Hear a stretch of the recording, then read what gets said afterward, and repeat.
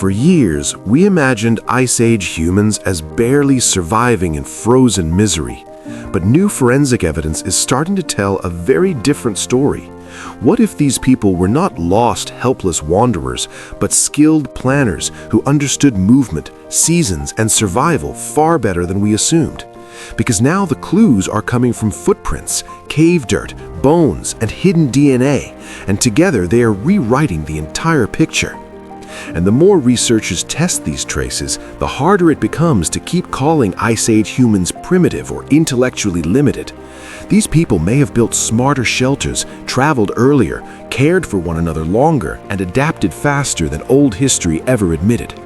So tonight, we are not just visiting the Ice Age, we are reopening the case, and the evidence is surprisingly hard to ignore.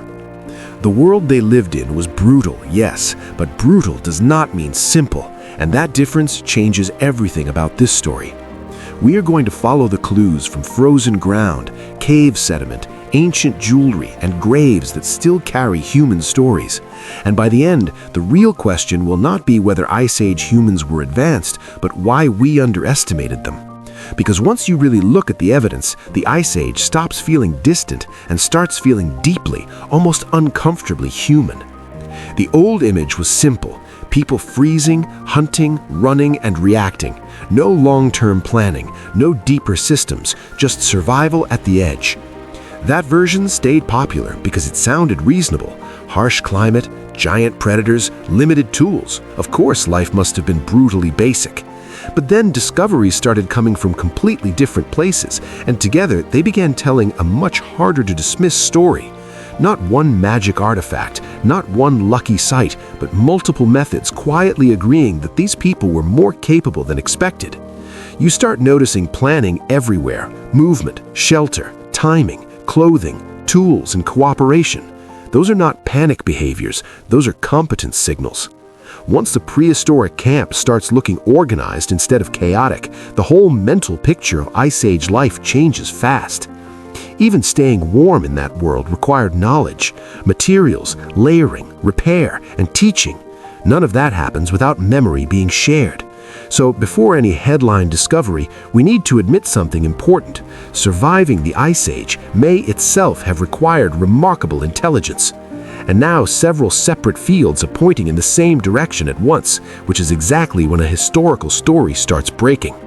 We were never wrong that the Ice Age was harsh. We may have been wrong about the people who mastered it.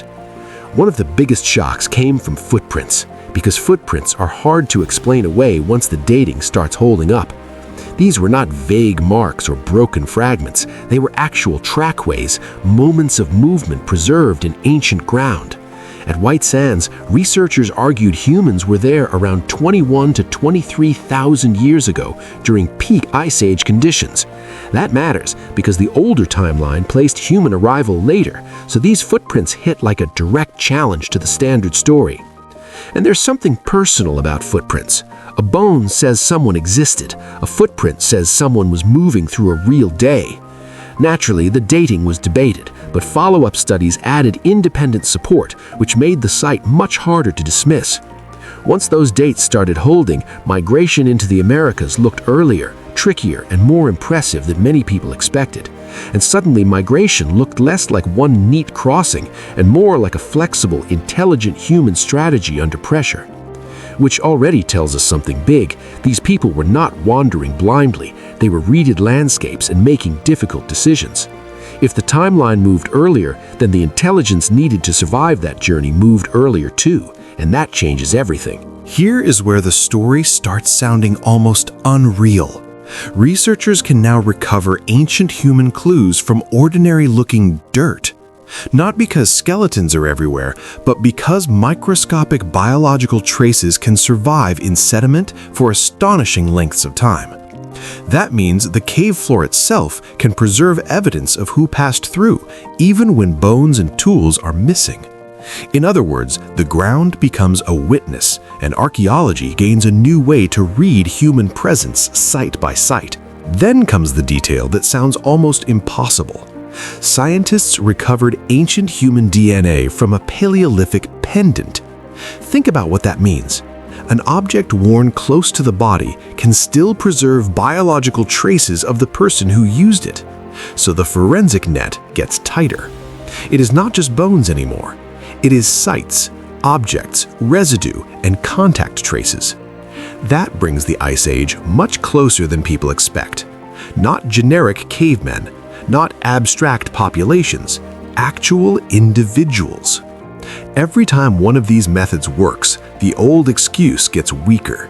The excuse that maybe we just do not have enough evidence. Turns out, we had evidence all along. We just were not yet capable of reading what the Ice Age preserved.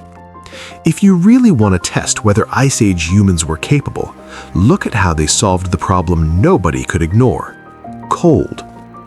At sites in present-day Ukraine, evidence points to shelters built partly from mammoth bones, and that is serious architectural thinking. That is not a random pile of remains. That is planning, labor, material use, and probably shared knowledge about how to build.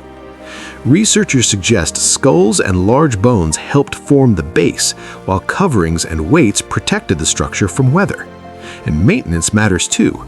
A shelter is not intelligence once, it's intelligence repeated, refined, and trusted during dangerous seasons. The moment you picture supplies, insulation, sleeping space, and routine repair, Ice Age life starts looking strategic instead of chaotic. You also see cooperation everywhere, because nobody builds something like this alone in a world where mistakes can kill quickly. So the shelter becomes bigger than architecture. It becomes proof of community, planning, and confidence in returning to the same place. Once you accept they built intelligently against the cold, the old image of helpless Ice Age survivors starts collapsing very quickly. This is not desperation frozen in time. It's design under pressure, and that tells you a lot about the minds behind it. Now we reach one of the most intriguing clues of all: the marks left beside Ice Age animal art. At first glance, they look simple, but simple marks can still carry meaning, especially in a world ruled by seasons in animal movement. Some researchers think repeated markings may have tracked things like animal behavior, migration timing, or seasonal cycles. If that is even partly true, then these people were recording patterns, not just reacting to whatever appeared that day. Recording patterns matters because memory is being extended outside the brain into marks other people might understand later. That's where intelligence becomes culture. Information stops being personal and starts becoming shareable, teachable, and useful across generations. Even if the strongest proto-writing claims stay debated, the bigger point remains. This was not random behavior from simple minds. These communities watched the natural world carefully, and careful observation is one of the clearest signs of deep human sophistication. When people leave structured marks in dark caves, you're looking at thought made visible, and that matters. And once thought starts leaving durable traces on stone, calling these people primitive becomes much harder to defend. Sometimes the biggest surprises do not come from migration or tools. They come from quiet graves and what science can now read. In Italy, a 12,000-year-old burial began revealing not just bones, but an actual family story emerging through genetics. Researchers identified a rare inherited growth disorder in the younger individual and related genetic clues in the older one. That matters because it shows how modern methods can diagnose conditions in people who lived near the edge of recorded human memory. And once physical difference enters the story, another question appears immediately. How much care did these communities actually provide? A formal burial already says something important. It suggests memory, intention, and social bonds that outlasted a person's life. This is where Ice Age humans stop feeling like survival machines and start feeling like families, vulnerable, protective, and deeply recognizable. Forensic science can now pull that emotional truth closer, not by inventing drama, but by reading evidence more clearly. And honestly, this may be the biggest shift of all. The Ice Age is becoming personal, individual, and harder to stereotype.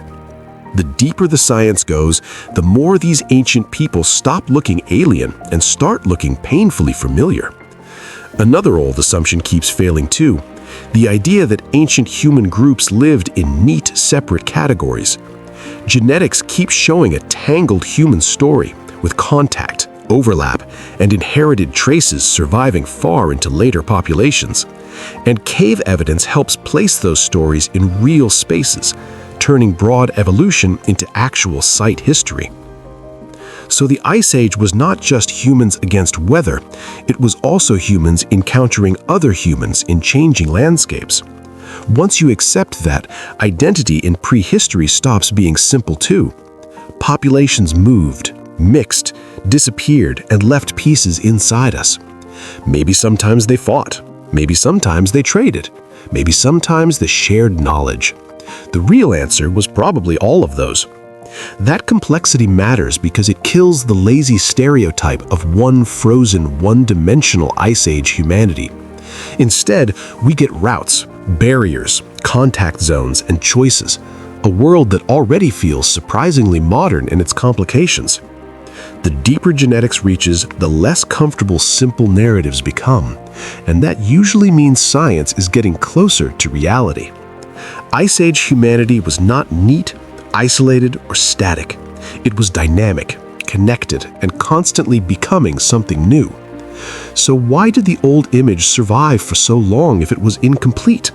Because the evidence used to be painfully hard to find. Clothing rots, shelter materials vanish, camps erode, and conversation leaves no fossil. Ancient lives can look simpler than they were. Earlier archaeology also lacked today's tools. No sediment DNA, no refined genetics, no way to read traces from personal objects. That means some revolutionary discoveries are not even brand new finds. They're old finds being read in smarter ways. There's also bias. People love underestimating the deep past because it makes the present feel more impressive. But science is strongest when it corrects itself, especially when the correction makes the past look more complex, not less. And that's what's happening here. The more clues arrive, the more the old mental picture starts feeling suspiciously lazy. These were not almost human people. These were fully human minds, solving problems under pressures most of us can barely imagine. And maybe that's what feels uncomfortable. Once the stereotype falls away, we can see ourselves staring back at us. Which means the final question is not whether Ice Age humans were impressive, but how much more we still have missed. Look at the evidence together, and the pattern becomes hard to ignore. These people were adaptable, observant, mobile, and socially capable. They crossed dangerous landscapes, timed movement carefully, and survived conditions that would break most unprepared people almost immediately. They built, stored, repaired, remembered, taught, and probably argued about hard decisions exactly like real communities always do. They watched animals closely enough to leave structured marks that may have carried shared meaning, and that alone is telling. And modern science is finally catching up, reading traces from dirt, jewelry, graves, and residues older methods simply could not access.